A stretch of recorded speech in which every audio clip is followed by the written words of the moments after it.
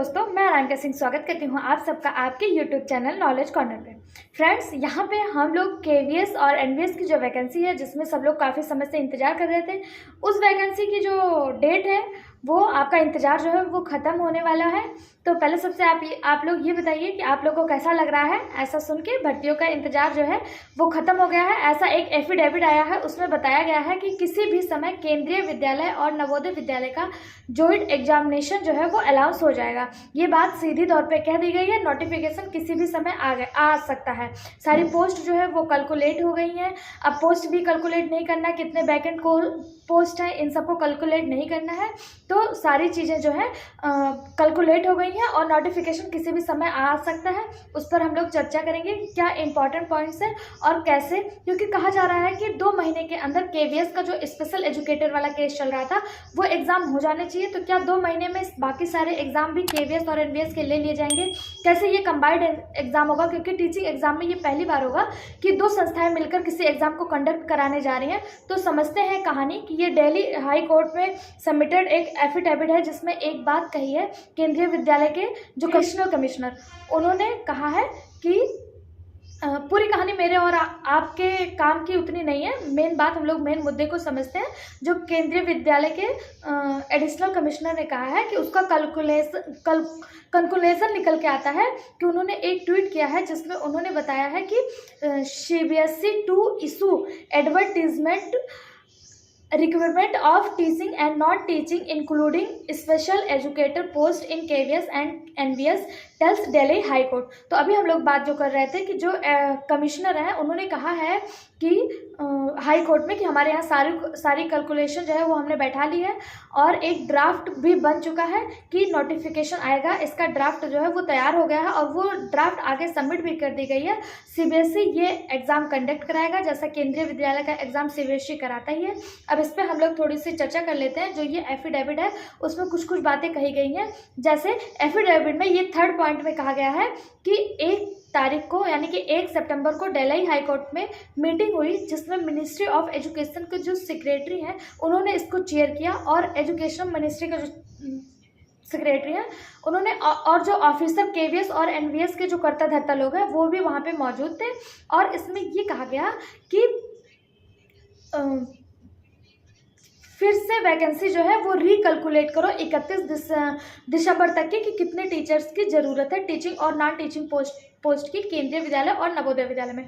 और एंड में 6th point में उन्होंने कह दिया है कि कैलकुलेट हो गया है, ड्राफ्ट बन गया है, ड्राफ्ट सबमिट कर दिया गया, तो किसी भी समय आपको वैकेंसी जो है वो देखने को मिल सकती है। इसी में लिखा गया है 4th नंबर पे कि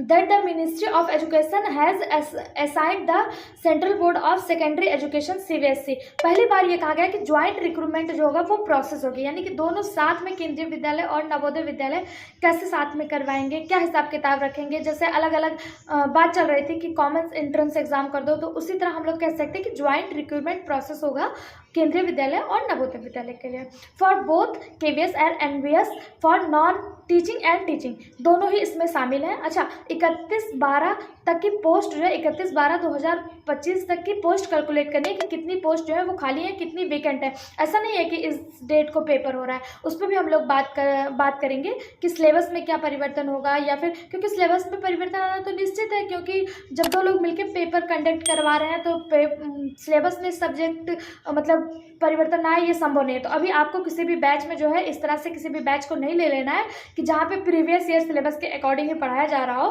क्योंकि ये सिलेबस चेंज होना तो 99% जो है वो कंफर्म है कि सिलेबस चेंज होगा। क्यों? क्योंकि इसको 2 बोर्ड जो है एग्जाम करवा रहा है। तो अभी आपको किसी भी ऐसे चीज़ में नहीं पढ़ना है।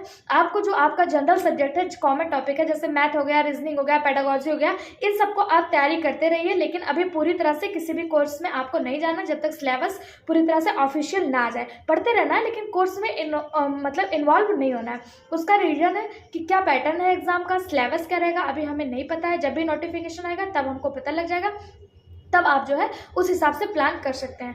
5th पॉइंट इसमें बताया गया है कि that KVS has recalculated the vacancy for all teaching and non teaching exam and draft advertisement भी सबमिट कर दिया for the preparation of the portal and मतलब CBSE को अपना पोर्टल भी इन्होंने सबमिट कर दिया कि CBSE अपना पोर्टल बताए और कैसे भी करके ये पेपर जो है कराना ही कराना है। ठीक है, हालांकि सीबीएसई भी थोड़ा ढीला पड़ रहा है इस बार कि सीटेट अभी तक हुआ नहीं, उसमें सीबीएसई की गलती है कि सीटेट यूनिट की गलती है, किसकी गलती है, या तो ये तो यही लोग बता सकते हैं।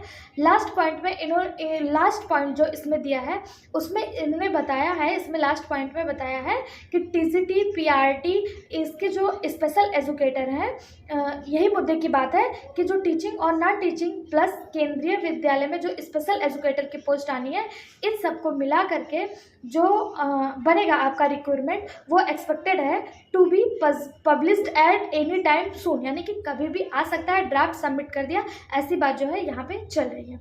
आई होप सो आप लोग को समझ में आ रहा होगा। एक तो ये कंबाइंड होना है और नोटिफिकेशन कभी भी आ सकता है, आपको इसके लिए तैयार रहना। आपको जनरल पेपर जो है, कॉमन टॉपिक जो है उसको तैयार करके रखना है, मेहनत अच्छे से करना है। जैसे हिंदी हो गया, मैथ्स है, पेडागॉगी जो इंपॉर्टेंट टॉपिक है जिसको आपने सीटेट वगैरह में पढ़ा है वो सब आपको पढ़ते रहना है। प्रीवियस ईयर को भी खंगालते रहना है, प्रीवियस ईयर को भी पढ़ते रहना। बाकी जैसे ही नोटिफिकेशन आ जाएगा, कल आ जाएगा, परसों आ जाएगा, 10 दिन बाद आ जाएगा, उसका इंतजार करना है।